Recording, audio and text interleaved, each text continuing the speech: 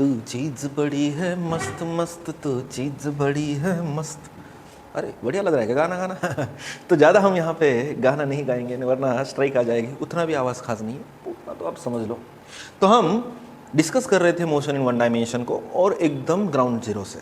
मैंने पहले बोला जो कमिटमेंट करता हूँ मैं ज़रूर पूरा करता हूँ उसको, बट टाइम लग जाता है। ठीक है, time always relative according to the Einstein, absolute according to the Newton. कुछ नहीं समझा, टेंजेंट।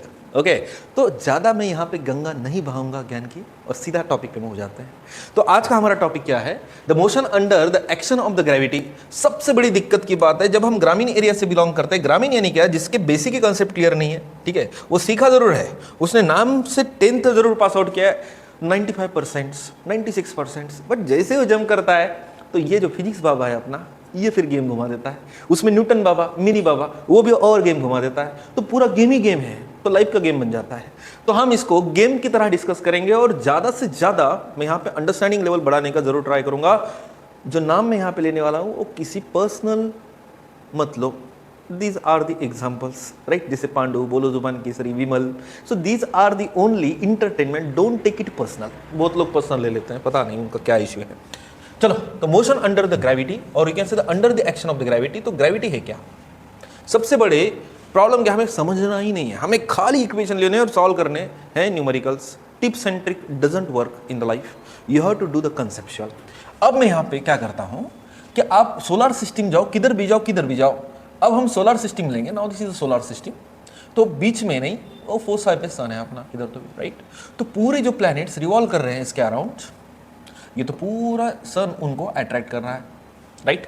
अगर मैं अर्थ पे खड़ा हूं, अगर क्या मैं कंप्लीटली खड़ा हूं, राइट, तो मैं टिक क्यों पा रहा हूं अर्थ पे? क्योंकि अर्थ मुझ पे एक फोर्स एक्ट कर रही है, और वो किधर लेके जाना चाह रही है? सेंटर की तरफ। So according to the Newton, if you observe the solar system, और किसी भी स्टार, किसी भी प्लेनेट पे जाओ जिसको खुद का मास है, वो दूसरे ऑब्जेक्ट जिसको मास है उसको अट्रैक्ट करता है। क्या करता है? अट्रैक्ट, यानी उस पर फोर्स अप्लाई करता है, राइट। उसी फोर्स को हम बोलते हैं ग्रेविटेशनल फोर्स, और उसी टेंडेंसी को बोलते हैं ग्रेविटी। कैसे ये लोग हो, समझ में नहीं आ रहा है, अलग ही किस्म के लोग हैं। हरिन का यानी हॉर्न का कंटिन्यू फ्लो लेना जरूरी है क्या? यानी पूरा वीडियो का, आप जान दो, नाम नहीं लेना चाहता हूँ कुछ भी, ठीक है। Now carefully observe, this is the solar system. Sun हर एक प्लैनेट को अट्रैक्ट कर रहा है toward the centre. So that's why पूरे प्लैनेट्स इस सोलर सिस्टम में, आपको मालूम है, सर्कुलर मोशन परफॉर्म कर रहे हैं, इलिप्टिकल ऑर्बिट में रिवॉल्व कर रहे हैं। केपलर के 3 law that we have studied, right. आगे चल के आएंगे, ग्रेविटेशन में पूरा समझा दूंगा, that is my promise, but time लगेगा, हर चीज को टाइम लगता है। यानी आपको क्या समझा, किसी भी स्टार हो या मे बी प्लैनेट हो, उसकी टेंडेंसी होती है दूसरे ऑब्जेक्ट को खींचने की towards the centre under the action of the force, and that force is nothing but called as a gravitational force. उसी फोर्स को हम बोलते हैं ग्रेविटेशनल फोर्स। यानी स्टार या प्लैनेट खींचता है, टुवर्ड द सेंटर लेके जाना चाहता है। अगर ये सॉलिड सरफेस नहीं रहता था, या फिर ये क्रश ऊपर का नहीं रहता था, तो हम पूरा नीचे किधर जाते थे? सेंटर की तरफ जाते थे, भाई। Are understanding what I am saying here? Good good. यानी किसी भी प्लैनेट, किसी भी स्टार का टेंडेंसी टुवर्ड द सेंटर खींचने का है, उसको ही हम क्या बोलते हैं? ग्रेविटी। पूरा माइंड में idea clear? Okay, good good. Rahul sir समझ में आ रहा है? ऐसी मैं अपेक्षा कर रहा हूँ, आपके मन ही मन में आप बोल रहे हो, ठीक है। चलो कोई दिक्कत नहीं, यहाँ तक तो कोई प्रॉब्लम नहीं है, यहाँ पे तो पूरा समझ में आ रहा है, ग्रेविटी क्या हो गई समझ में आ रहा है, ठीक है, no problem. Now try to understand what I am saying here, okay. अगर हम ग्रेविटी का 10 का, वो जान दो, 10 का थोड़ा सा साइड में लगते हैं। मैं एक बिल्डिंग पे चले जाता हूँ, now this is the building, ठीक है। और एक बिल्डिंग पे चले जाने के बाद आपको मालूम है, यहाँ से एक ऑब्जेक्ट को फेंकूंगा, ठीक है। और ये मेरे हाथ में, तो डेफिनेटली इसकी वेलोसिटी स्टार्टिंग की 0 है, बट ये नीचे आ रहा है। यहाँ पे तो 0 थी, बट यहाँ पे उसमें 9.8 से इंक्रीज हो गया, 1 सेकंड बाद फिर से 9.8 में इंक्रीज हो गया वेलोसिटी में, मीटर पर सेकंड, और फिर से नीचे जा रहा है, तो फिर से इसमें एडिशन ऑफ वेलोसिटी हो रही है, दैट इज 9.8 मीटर पर सेकंड, राइट। तो इसकी वेलोसिटी जो कि इंक्रीज हो रही है, तो क्या फॉर्म हो रहा है? एक्सेलरेशन। बट इसका अगर मैं उल्टा एक ऑब्जेक्ट को ऊपर फेंकना चाहता हूँ, राइट, ऊपर फेंकना चाहता हूँ, तो ऑब्जेक्ट जब ऊपर जा रहा होगा तो उसकी क्या वेलोसिटी इंक्रीज हो रही है क्या? नहीं, उसकी वेलोसिटी क्या हो रही है? डिक्रीज हो रही है। अब ये मैं कर रहा हूँ क्या? नहीं। ना ही एयर मॉलिक्यूल्स कर रहे हैं क्या? नहीं। तो ये कर रहा कौन है? वो प्लैनेट कर रहा है जिस पे हम खड़े हैं, दैट इज द अर्थ। तो that's why we have to include the motion under the gravity. याद रखना, नीट जेईई में क्वेश्चन होते ही होते हैं। कलरफुल दिख रहा है तो नीट, जेई में, which is a very very very important, बहुत इंपॉर्टेंट है if you are preparing for the NEET and JEE, right. तो यहाँ पे क्या सिनारियो दिखा आपको कि वो वेलोसिटी इंक्रीज हो रही है, बट यहाँ पे जब वो जा रहा है तो ग्रेविटी उसको नीचे खींच रही है, तो यहाँ पे वेलोसिटी क्या हो रही है, डिक्रीज हो रही है। समझ में आ रहा है? This is the basics what you are discussing. This object is performing the motion under the action of the gravity, right? So that's why the heading is that is the motion under the action of gravity. एक तो नीचे से ऊपर फेंको velocity decrease, ऊपर से नीचे फेंको velocity increase. अरे बाबा velocity increase decrease एक्सेलरेशन, और एक्सेलरेशन अगर हो रहा है तो क्या मैं कर रहा हूँ क्या? नहीं, वो कौन कर रहा है? अर्थ कर रहा है। अर्थ की क्या कर रही है? ग्रेविटी कर रही है। Are understanding? Okay, good good. यानी हमने क्या जाना, हमने दो चीज़ों को यहाँ पे अंडरस्टैंड किया, एक तो वेलोसिटी इंक्रीज का कंसेप्ट और दूसरा वेलोसिटी डिक्रीज का कंसेप्ट, राइट। चलो ये तो कोई दिक्कत नहीं, यहाँ पे तो पूरा समझ में आ रहा है। When an object performs the motion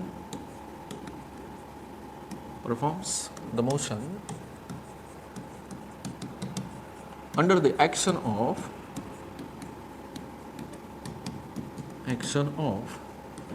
मैंने पहले बोला एक फोर्स उस पर अप्लाई हो रहा है, that is a gravitational force, ठीक है, गुड। अगर फोर्स उस पर अप्लाई हो रहा है तो according to the Newton second law that is a force is equal to mass into acceleration, right.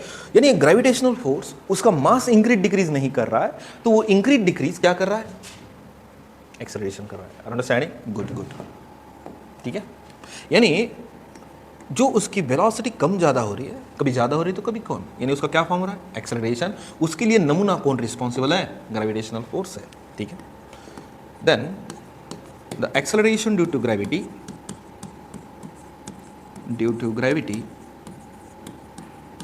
which is denoted by the g is responsible, okay कोई दिक्कत नहीं है। अब मुझे बोलो acceleration due to gravity 10th में आपने क्या निकाला? आपने ग्रेविटेशनल कांस्टेंट लिया, right, mass of the planet लिया डिवाइडेड बाय, अगर इस प्लैनेट पे, नाउ दिस इज द अर्थ, ये ऑब्जेक्ट जो उसका मास है, जो किस मास है? स्मॉल एम, उस अर्थ का मास है capital M, which is on the surface, which is at the distance, which is from the centre, यानी उसने आपने क्या फॉर्मूला लिया? That is the gm/r², right. यहाँ पे आपको स्मॉल एम दिख रहा है क्या? नहीं, क्योंकि small m which is the mass of an object वहाँ पे है ही नहीं।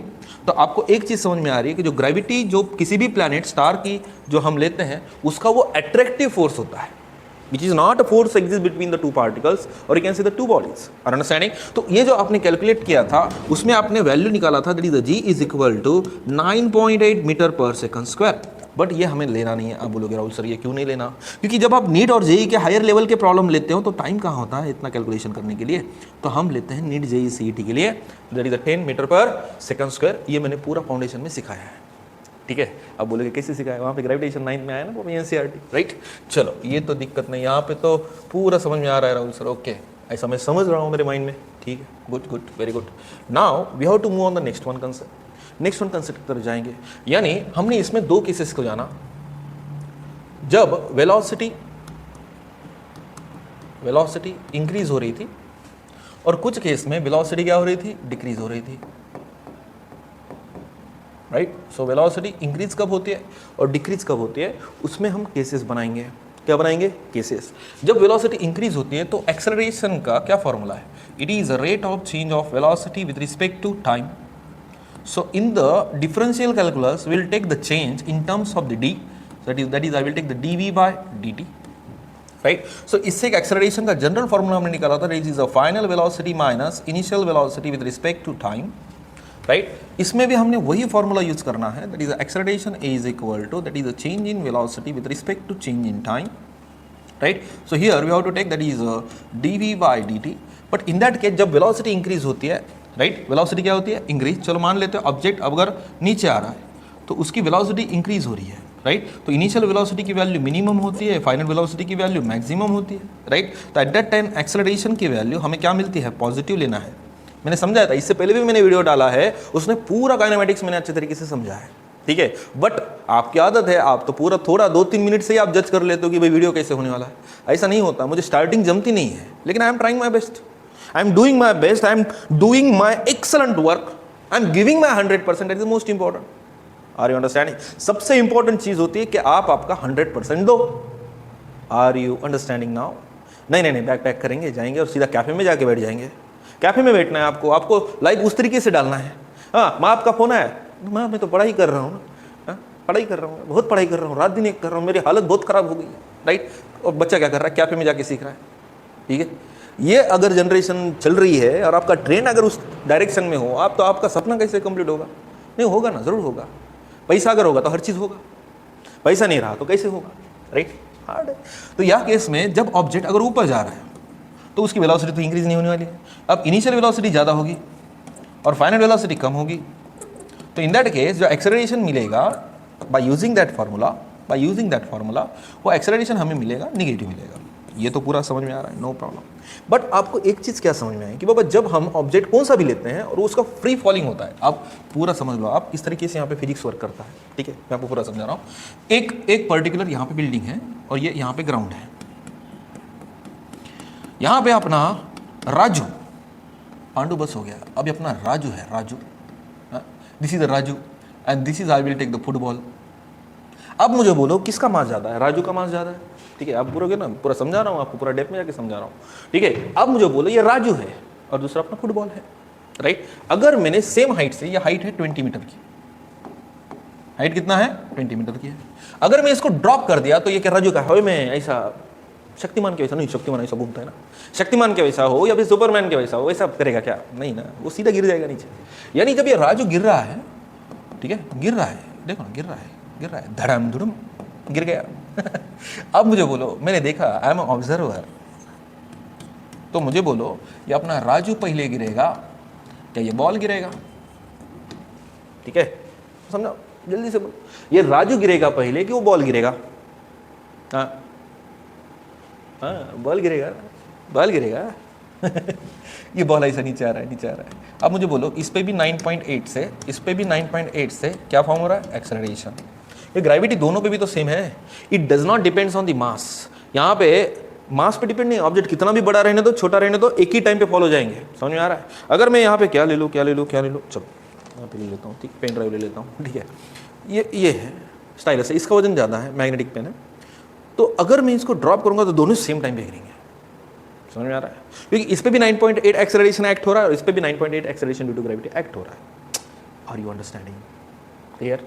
यानी दोनों पे भी same acceleration due to gravity act हो रही है, जिसके कारण दोनों भी सेम टाइम पे गिरते हुए दिखेंगे, क्योंकि gravity does not depends on the mass. तो यहाँ पे मैं पूरा आपको देता हूँ। यानी जब ऑब्जेक्ट मोशन परफॉर्म करता है under the action of the gravity, जो ग्रेविटी एक्ट होती है वो does not depends on the मास, वो मास पे डिपेंड नहीं, कितना भी बड़ा रहने दो, कितना भी छोटा रहने दो, दोनों का जो फॉल होगा उस सेम टाइम पे, सेम डिस्टेंस पे होगा। Are you understanding? क्योंकि gravity does not depends on the mass of an object, ये याद रखना माइंड में। Done? Okay, good, very good. चलो, ये तो पूरा समझ में आ गया। अब हमें काइनेमेटिक्स को जानना है। काइनेमेटिक्स अप्लाई करना है मोशन इन वन डायमेंशन में और under the action of the gravity. अब मैंने पहले बोला यहाँ पे मैं केसेस बनाऊंगा, will discuss the different cases and will understand how the kinematics works. Okay, good. पानी पी लेता हूँ थोड़ा, ठीक है, अच्छा लगता है ना।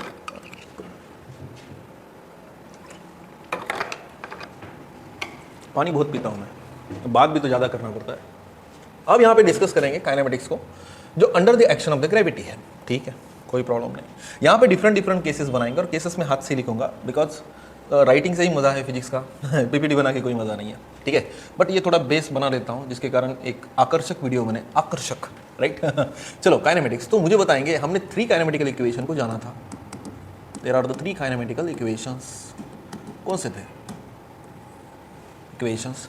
फर्स्ट इक्वेशन था that is V is equal to U plus AT, right. Second kinematical equation कौन सा था? That is S is equal to UT plus half ET square, right. Third kinematical equation कौन सा था? यहाँ पे लेता हूँ मैं ऐसा, third kinematical equation that is V square is equal to U square plus twice AS। So these are the 3 kinematical equations that we have derived in the previous lectures. जाके वीडियो चेकआउट कर लेना। But यहां पे हम case number 1 को जानेंगे. Will discuss the case number 1 here. So case number 1 को first heading दे दूं. ठीक है, दे दिया. When an object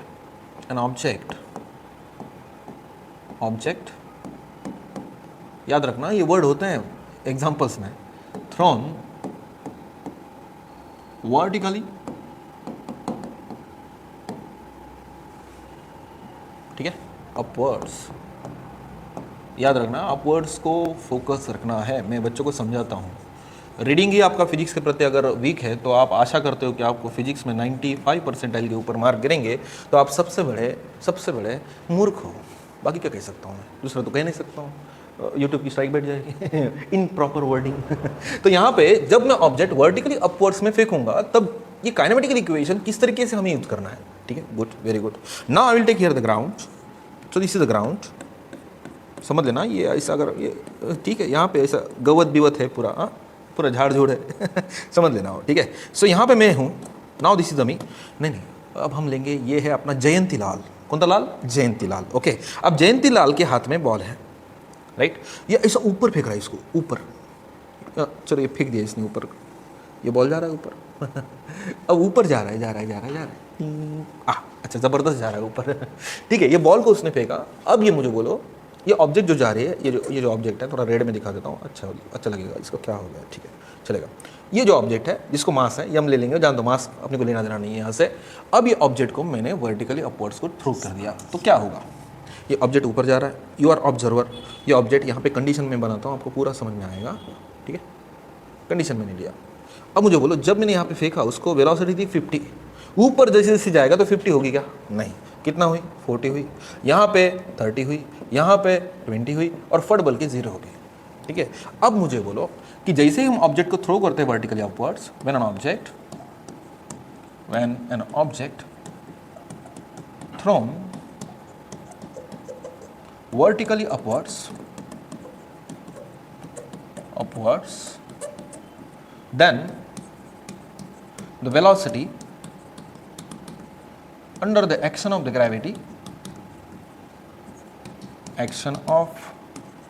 gravity goes on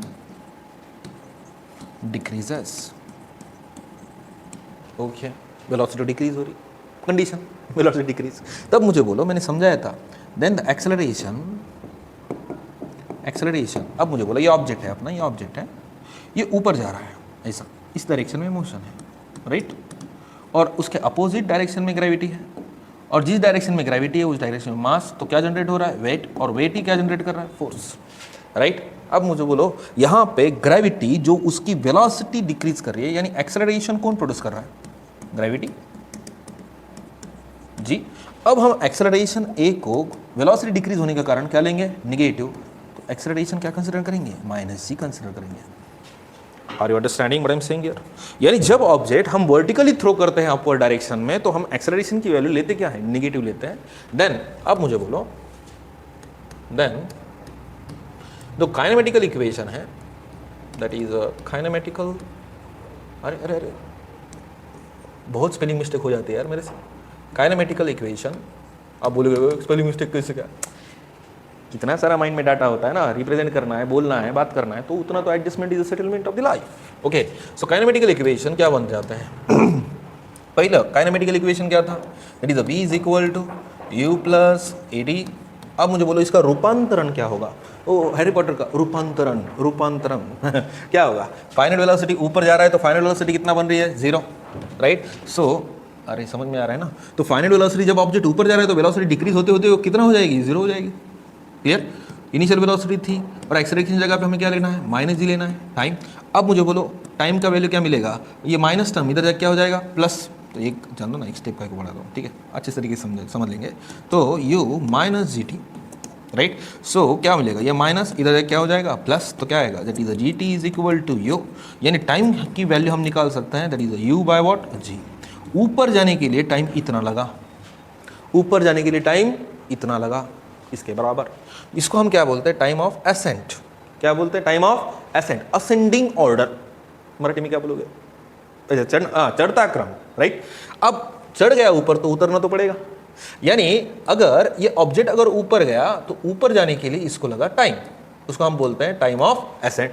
but ऊपर जाने के बाद वो फिर से नीचे आएगा, राइट। अब जा रहा था तो एक्सेलरेशन कितना था, 9.8 था। चलो मैग्नीट्यूड में लेंगे, मैग्नीट्यूड 9.8 है। नीचे जब आ रहा है तो एक्सेलरेशन क्या चेंज होगा क्या, नहीं, उतना ही है, लेकिन direction of motion get reverse. पहले वेलोसिटी डिक्रीज हो रही थी, अब वेलोसिटी क्या होगी, इंक्रीज। Are understanding? तो ये पूरा कंसेप्ट है, आप पूरा समझ लोगे, बट अभी नहीं। ये इक्वेशन याद रखना, टाइम ऑफ एसेंट की वैल्यू हमने पहले काइनेमेटिकल इक्वेशन से निकाल लिया, ठीक है। चलो ओके, कोई बात नहीं। बट सेकंड काइनेमेटिकल इक्वेशन क्या होगा, तो हमने फर्स्ट को ऑपरेट किया, तो सेकंड काइनेमेटिकल इक्वेशन क्या होगा। चलो सेकंड काइनेमेटिकल इक्वेशन कौन सा है, that is S is equal to okay, that is S is equal to ut plus half AD square. अब मला सांगा, आता मला सांगा, मराठी माणूस जय महाराष्ट्र। ओके, अब मुझे बोलो, ये ऑब्जेक्ट जब ऊपर जा रहा है तो इसने हाइट को कवर किया, हाइट यानी आपने लिया है डिस्टेंस है, तो यस की जगह पे if you take the different book you will get the different content. So H is equal to क्या आएगा, दैट इज ut। अब ये एक्सेलरेशन माइनस है, यानी minus half gt square. Clear? और थर्ड काइनेमेटिकल इक्वेशन क्या है, चलो ये तो हो गया सेकंड काइनेमेटिकल इक्वेशन, ये हो गया अपना first kinematical equation. Third kinematical equation क्या है, that is v square is equal to u square plus twice as। अब फाइनल वेलोसिटी तो है ही नहीं, तो उसकी वैल्यू कितना होगी, 0, राइट। अब मुझे बोलो, इनिशियल थी, एक्सेलरेशन की जगह पे क्या लेंगे, -g लेंगे, राइट। मैंने क्यों आया, कैसे आया, क्यों हम पुटअप कर रहे हैं, यहाँ पे पूरा आपके पास डायग्राम है, राइट। चलो तो 0 is equal to u square minus 2gs है। अब ये माइनस इधर क्या हो जाएगा, प्लस, यानी 2g, ये से नहीं क्या है, हाइट तो है, ठीक है, 2gs is equal to u square. Understanding? यानी इनिशियल की वेलोसिटी की भी वैल्यू हम निकाल सकते हैं, अंडर रूट ऑफ क्या निकाल सकते हैं, 2dh। अंडरस्टैंडिंग? और हाइट की भी वैल्यू निकाल सकते हैं, that is h is equal to u square by 2g। ये होते हैं, ये हमें कंसेप्ट अप्लाई करने ही करने हैं, याद रखना है ये चीज़ को। नीट जेईई में ये फॉर्मूले इंपॉर्टेंट रोल प्ले करेंगे। वर्डिंग पे फोकस है, वर्डिंग पे। इसलिए मैं बोलता हूँ फिजिक्स जैसा सब्जेक्ट जो कि ज़बरदस्त है यार, बहुत ज़बरदस्त है, बट हम क्या करते हैं, शॉर्ट टिप्स एंड ट्रिक्स, ठीक है। हम शॉर्टकट मारना चाहते हैं, हम खाली फॉर्मूले लेना चाहते हैं और न्यूमेरिकल, खाली न्यूमेरिकल करना चाहते हैं, वैसा नहीं होगा। मार्क्स जरूर मिलेंगे, बट एक अगर वर्ड अगर चेंज होगा तो पूरा कंसेप्ट यहाँ पे चेंज हो रहा है, ठीक है। चलो ये तो 3 काइनेमेटिकल इक्वेशन का हमने यूज़ किया। ऊपर जाने के लिए इतना टाइम लगा, तो नीचे आने के लिए भी उतना ही टाइम लगेगा, यानी टाइम ऑफ डिसेंट। तो टाइम ऑफ फ्लाइट क्या मिलेगा, तो 2 बार क्या करो, अब यहाँ पे मैं क्या करूँ, ठीक है, तो जगह ही नहीं ना, तो यहाँ पे टाइम ऊपर से नीचे आने के लिए, ऊपर जाके नीचे आने के लिए, तो क्या होगा, 2 times of the time of the ascent, right. तो क्या होगा, that is 2u bye g होगा। जितना ऊपर जाने के लिए टाइम लग रहा है उतना ही नीचे आने के लिए टाइम लगेगा। ऊपर जा रहा है तो 9.8 से डिक्रीज हो रहा है, नीचे आ रहा है तो 9.8 से क्या हो रहा है, इंक्रीज। Are understanding? तो एक जगह पे हम एक्सेलरेशन पॉजिटिव लेते हैं और दूसरी जगह पे एक्सेलरेशन नेगेटिव लेते हैं, बस उतना ही फर्क है, बाकी कुछ नहीं है। ये तो होगी फर्स्ट वन कंडीशन, जब हमने ऑब्जेक्ट को वर्टिकली कहाँ थ्रो किया, अपवर्ड डायरेक्शन में। बट ऑब्जेक्ट को हम रिलीज भी तो करेंगे, रिलीज तो करना है उसको, हाइट से रिलीज करना है, जैसे मैंने रिलीज किया था स्टार्टिंग में। गुड, चलो नेक्स्ट इस पे जाएंगे। अब जो नेक्स्ट कंडीशन में बनाऊंगा, ठीक है, so second one condition will discuss when an object ऐसी हेडिंग अच्छी नहीं दिखेगी रे, तो इसको कर देता हूँ मैं डिलीट और अच्छा हेडिंग लेता हूँ। Object is release, object is release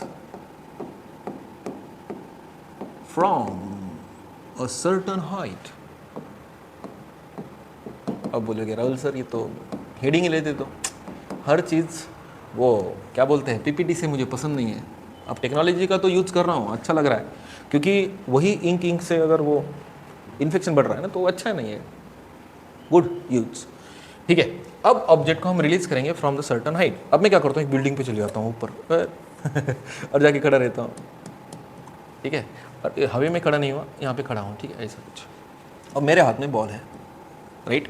अब मुझे बोलो, मैं तो ऑलरेडी सर्टन हाइट पे हूँ, राइट। अगर मैं इस ऑब्जेक्ट को रिलीज करता हूँ, now this is the ground, now this is the ground. अब मुझे बोलो, इस ऑब्जेक्ट को अगर मैंने रिलीज किया, लेकिन मेरे हाथ में बॉल है ना, तो इसकी इनिशियल वेलोसिटी कितना होगी, 0।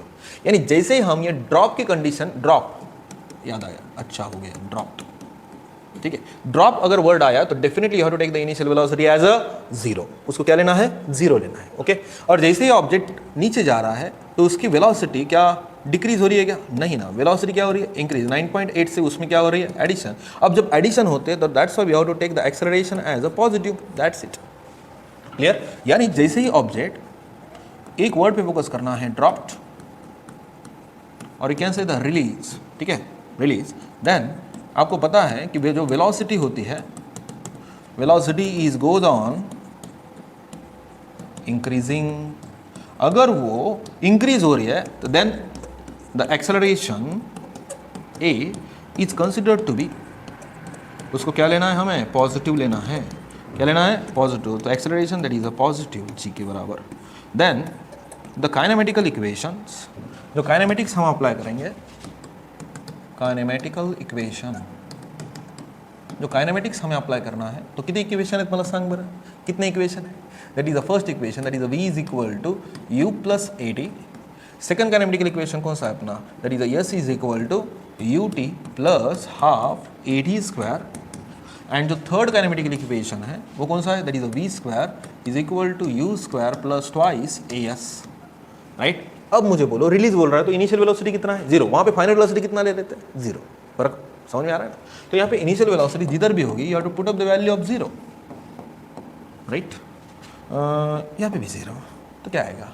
Final velocity v is equal to acceleration plus g के बराबर होगा, सो gt, राइट। तो यहाँ क्या मिलेगा? दैट इज s जो कि हाइट के बराबर है, यानी h is equal to half gt square. और यहाँ पे आपको मालूम है that is v square is equal to 2gs, और यस यानी किसके बराबर है? हाइट के बराबर है। तो फिर से रीअरेंज करेंगे, that is height is equal to half gt square. तो मैं क्या निकाल सकता हूँ? टाइम निकाल सकता हूँ। और यू अंडरस्टैंडिंग?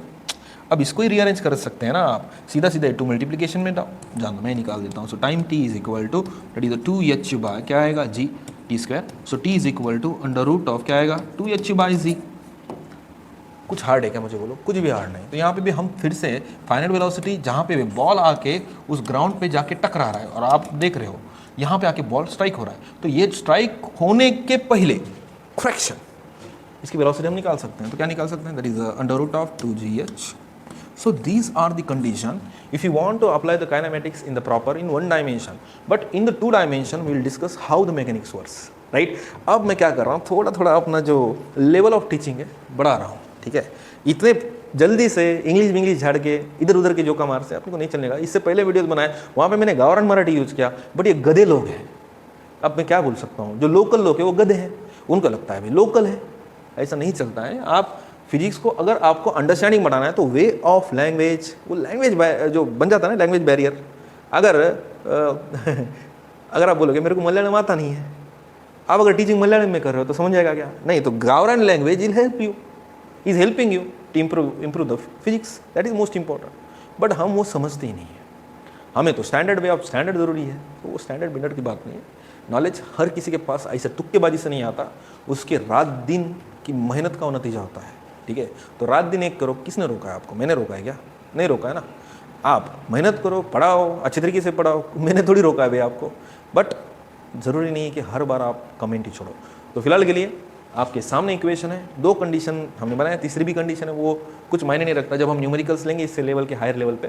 तो ये अभी तो लेक्चर सीरीज है, कम से कम 30 लेक्चर में अपलोड कर रहा हूँ। अभी मेरा टारगेट है 30 लेक्चर, ठीक है। चैप्टर 1 को उतने लेक्चर्स नहीं बनाए क्योंकि वहाँ से इंपॉर्टेंट कंटेंट मुझे उठाना था, बट यहाँ पे इस चैप्टर में हर चीज़ हमारे लिए इंपॉर्टेंट है, क्योंकि मोशन, और जहाँ पे मोशन है वहाँ पे डायनामिक्स है, डायनामिक्स है बोले तो टोटल काइनेमेटिक्स है, काइनेमेटिक्स है तो डेफिनेटली हियर जहाँ पे मोशन है हमें फ्लूइड मैकेनिक्स भी अंडरस्टैंड करना है, यही रूल्स वहाँ पे मॉडिफाइड करके सीखने हैं। तो ये फिजिक्स का ग्लोरी है, ठीक है। तो ज़्यादा वीडियो की लेंथ नहीं बढ़ाना चाहता हूँ, फिलहाल के लिए यहीं पे रुकते हैं। नेक्स्ट वीडियो में नेक्स्ट लेवल के साथ हम चर्चा करेंगे फिजिक्स की। अभी लेवल बढ़ रहा है, तो ये लेक्चर जो सीरीज़ में अपलोड कर रहा हूँ, तो हर एक वीडियो को लाइक शेयर एंड सब्सक्राइब कर दो।